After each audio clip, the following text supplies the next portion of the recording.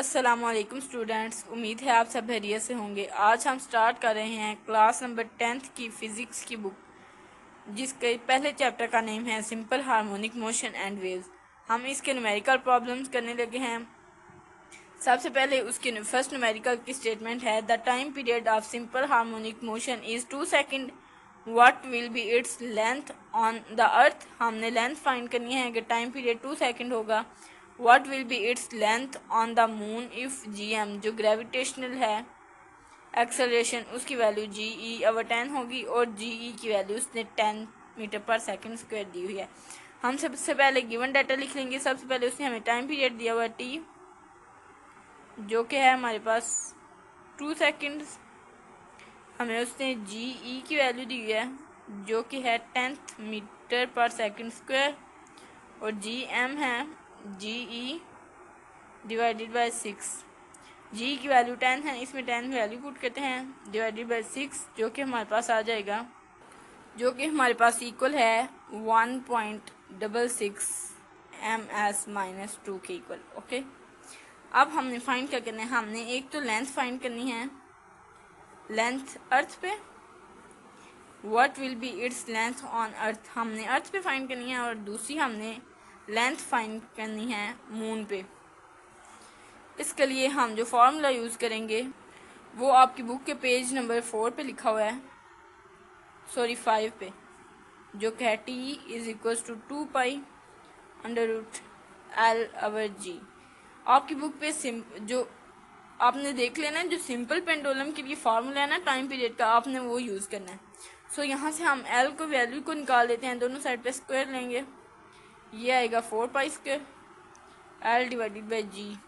ये G और 4 pi square उस साइड पे चला गया, T² G, ये डिवाइड इस साइड पे आगे हो गया और यहाँ पे L रह गया।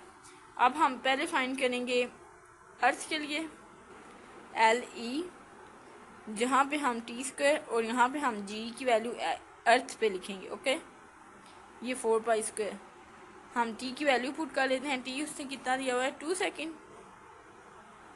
2 सेकेंड का स्क्वायर। G की वैल्यू 10 दी हुई है 4, और यहाँ पे पाई की वैल्यू आपने याद रखनी है जो कि 3.14 होती है, ये आपने याद रखनी है। अब इसको सॉल्व करेंगे, ये स्क्वायर आ जाएगा 4 और ये इसे कट गया क्योंकि ये भी 4 ही आएगा और ये 4 से कट गया, और यहाँ पे रह गया 10 डिवाइडेड बाई 3.14 का स्क्वायर। अब हम इसको डिवाइड करें तो हमारे पास जो सोल्यूशन है वो आ जाएगा, ये हम अर्थ पे फाइंड कर रहे हैं LE, तो वो हमारे पास आ जाएगा 1.014, जो कि अप्रॉक्सीमेटली इक्वल होता है 1.02 के इक्वल। क्योंकि ये जब बड़ा होता है, मतलब यहाँ पे जो होता है ना फिगर, अगर ये उससे बड़ा होता है तो ये इंक्रीज़ होके एक स्टेप इंक्रीज़ हो जाता है।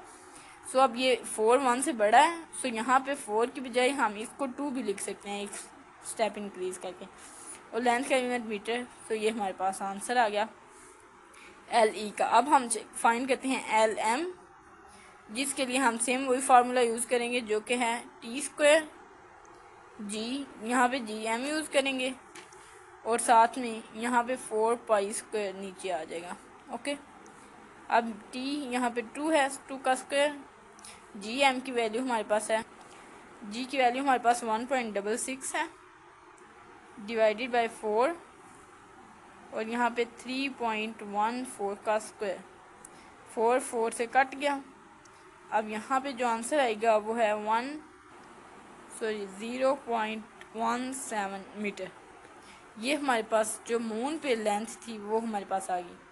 अब जो हमारा आंसर आया है हम उसको एक दफ़ा दोबारा यहाँ पे लिख लेते हैं मीटर, और LM=0.17 मीटर। ये दोनों हमें रिक्वायर्ड थे और ये दोनों ही हमारे पास आंसर में आ गए। ओके, अब हम चलते हैं न्यूमेरिकल नंबर 10.2 की तरफ, जिसकी स्टेटमेंट है a pendulum of length 0.99 metre is taken to moon bye an astronaut. Okay, astronaut ने लेंथ ली थी 0.99 मीटर।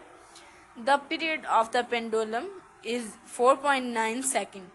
जो टाइम पीरियड है वो हमारे पास 4.9 सेकेंड है। What value of g on the surface of moon, हमने जी की वैल्यू फाइंड करनी है, जबकि हमें जो गिवन है वो एल है 0.99 मीटर, और जो हमें टाइम पीरियड दिया हुआ है वो 4.9 सेकेंड है। ओके, अब हमने फाइंड, अब देख लें ये यहाँ पे उसे पेंडुलम यूज़ किया, हम सेम वही फार्मूला पेज नंबर 9 वाला लगाएंगे।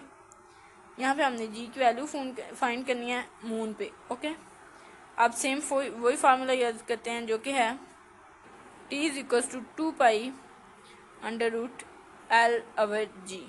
ओके, यहाँ से हम टी स्क्वायर कर लेते हैं, दोनों साइड पे स्क्वायर देंगे, ये हमारे पास एल अवर जी आ जाएगा। जी को हम अलहदा कर देते हैं, ये आ जाएगा 4 pi square L divided by ये टी स्क्वायर, इस साइड पे जाके डिवाइड हो जाएगा। हम यहाँ पे जी में वैल्यूज पुट कर लेते हैं। 4 पाई की वैल्यू मैंने पहले पीछे भी आपको बताया जो कि 3.14 है। एल की वैल्यू है हमारे पास 0.99। टाइम पीरियड उन्होंने जो हमें दिया वो 4.9 है, इसका स्क्वायर। ओके, इसको जब हम सॉल्व करेंगे तो ये हमारे पास आ जाएगा 39.044, और 4.9 का स्क्वायर हमारे पास होता है 24.01। अब हम इनको डिवाइड करेंगे 1.62 सेकेंड।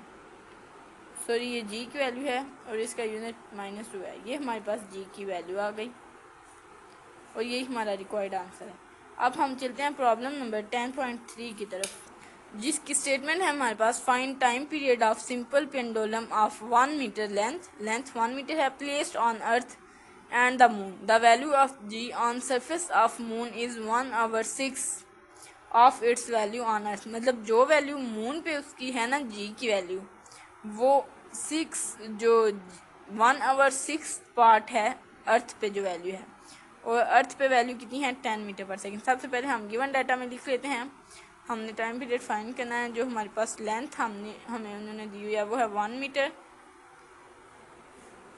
अब जी ई की वैल्यू उसने हमें दी हुई है 10 मीटर पर सेकेंड स्क्वायर। हमने जी एम की वैल्यू निकाल लेनी है, 10 को 6 से डिवाइड करेंगे तो हमारे पास वैल्यू आ जाएगी जी की, जो कि है 1.667 मीटर पर सेकेंड स्क्वायर। हमने फाइंड क्या करना है, एक तो हमने जी की वैल्यू अर्थ पे फाइंड करनी है, सॉरी हमने फाइंड करनी है टी की वैल्यू अर्थ पे। ओके, यहाँ पे टी, और एक हमने फाइंड करनी है टी की वैल्यू मून पे। यहाँ पे सेम उसने सिंपल पेंडुलम यूज़ किया, सो हम सेम वही फार्मूला यूज़ करेंगे जो हमने पिछले दोनों न्यूमेरिकल में किया, 2 pi under root L over जी।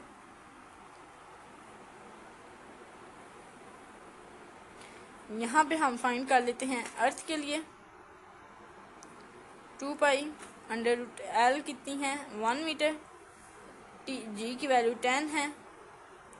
सो इसको अगर हम सॉल्व करें 2 पाई की जगह 3.14, इसको जब हम सॉल्व करेंगे तो आंसर हमारे पास आ जाएगा 0.316। अब आपने इन दोनों को मल्टीप्लाई कर लेना है, जो कि हमारे पास है 1.985, जो कि तकरीबन इक्वल होता है 2 के, और टाइम का यूनिट सेकंड। सो ये हमारे पास आंसर आ गया 2 सेकंड। अर्थ पे जो टाइम पीरियड है उसकी वैल्यू है 2 सेकंड। अब हम फाइंड करते हैं मून पे टी की वैल्यू। सेम वही फार्मूला आपने ऐड करना है यहाँ पे भी, 2 पाई एल ओवर जी। 2 पाई की वैल्यू 3.14, जी की वैल्यू 1 है, और जो हमारे पास मून पे जी की एल की वैल्यू 1 है और जी की वैल्यू 1.667 है। अब पहले आपने उसको सॉल्व कर लेना है, 3.14 जो कि है हमारे पास 0.774।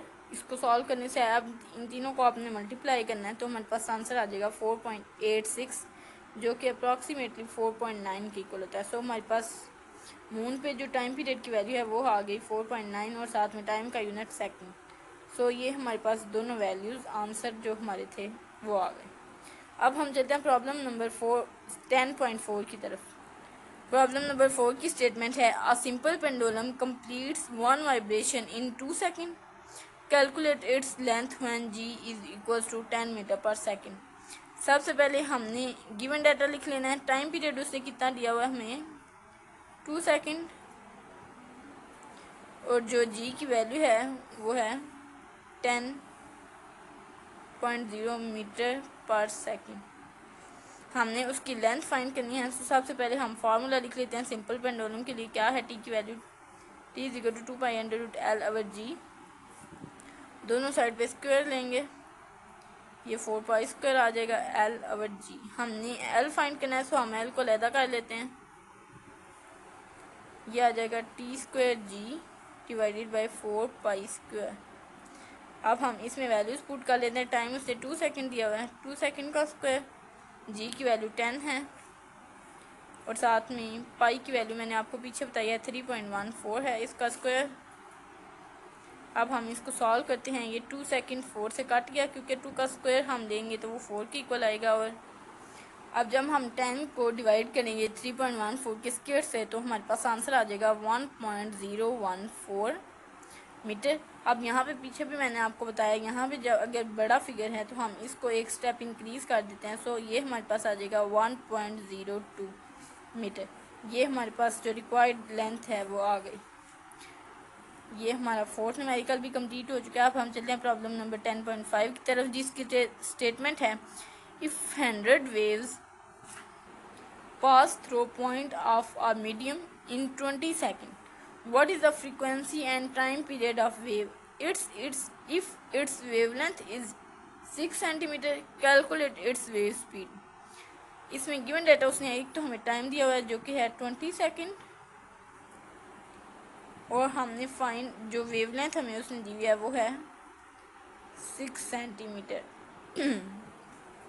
हमने फाइंड क्या करना, एक उसने n की वैल्यू भी हमें दिया है। नंबर ऑफ वेव्स 100 वेव्स हैं, सो ये हम लिख लेते हैं 100 वेव्स।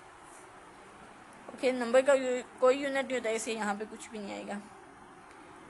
ओके, हाँ, व्हाट इज़ द फ्रीक्वेंसी? एक तो हमने उसकी फ्रीक्वेंसी फाइंड करनी है, एक हमने उसका टाइम पीरियड फाइंड करना है, और एक हमने उसकी स्पीड फाइंड करनी है v। ओके, सबसे पहले हम स्टार्ट करते हैं। हमें एक फ्रीक्वेंसी का फार्मूला है हमारे पास n डिवाइडेड बाई t। ये आपने याद रखते हैं। यहाँ पे हम n की वैल्यू पुट करें, n कितना है 100, और d की वैल्यू हमारे पास है 20 सेकेंड। सो जब हम 100 को 10 से डिवाइड करेंगे और 20 से डिवाइड करेंगे तो हमारे पास आंसर आ जाएगा 5, और फ्रीक्वेंसी का यूनिट हमारे पास होता है हर्ट्ज। ये हमारे पास रिक्वायर्ड फ्रीक्वेंसी आ गई। अब हम सेकंड पार्ट की तरफ चलते हैं, जो हमने फाइंड करना है टी हमारे पास नहीं है। आपने एक तो फार्मूला याद रखना है, जो टाइम है वो फ्रीक्वेंसी का रेसिप्रोकल होता है। So T is equal to 1/f। 1 को जब हम डिवाइड करेंगे 5 से तो हमारे पास आंसर आ जाएगा 0.2, और तो हमारे पास जो रिक्वायर्ड टाइम पीरियड है वो है 0.2, और साथ में टाइम का यूनिट सेकेंड। अब हम जाते हैं अपने थर्ड पार्ट की तरफ। अगर हमारे पास लैम्डा की वैल्यू 6 सेंटीमीटर है तो हमने उसका जो है स्पीड वेव की वो फाइंड करनी है। आपको पता है 10⁻² के इक्वल होता है। सो ये हमारे पास हो गया 6 × 10⁻² मीटर के इक्वल। जो फार्मूला है स्पीड का वो है v is equal to F lambda. F को हमने पहले फाइंड किया, जो क्या है हमारे पास 5 हर्ट्ज। हम यहाँ पे वो वैल्यू पुट करेंगे 5। लैम्डा की वैल्यू हमारे पास है 6 × 10⁻²। सो जो v की वैल्यू है वो हमारे पास आ जाएगी 0.3 मीटर पर सेकेंड। ये हमारे पास जो स्पीड है वेव की वो आ गई।